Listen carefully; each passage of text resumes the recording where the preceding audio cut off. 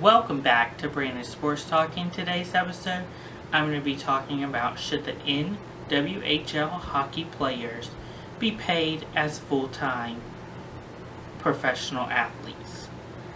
I think personally that the NWHL hockey players, the National Women's Hockey League, should be paid as full-time hockey players and not have to have a second job and a second income like being a teacher, police officer, doctor, nurse, medical student. I think that they should rely on their athletic ability, and obviously with them being professional athletes, have that be their only job as professional athletes. But I do understand, after talking with a lot of professional women hockey players, that they do enjoy also being teachers, nurses, doctors, people outside of course, hockey.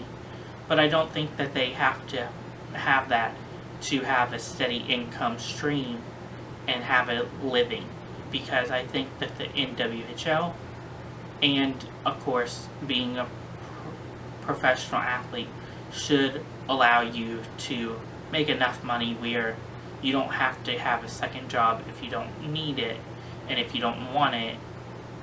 But, like, for example, I know Taylor Accursi from the Buffalo Beauty. She's a police officer, and she serves her city while also being a professional athlete along with Hunter. She, of course, is going for her nursing and stuff to become a future nurse.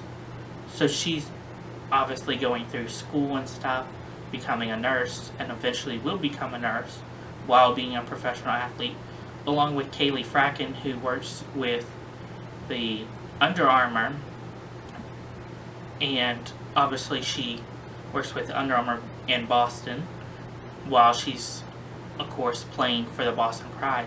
And I think that sometimes if you have a second job and you're a professional athlete, sometimes it's hard to balance being a professional athlete and having that second job.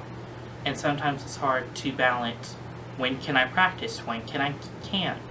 How many players on my team can practice that particular time. That's why some of the players say that they have multiple practices, because some players have second jobs where they can't afford to get out in a certain time. So they might have one practice in the morning, one in the afternoon, and maybe one late at night.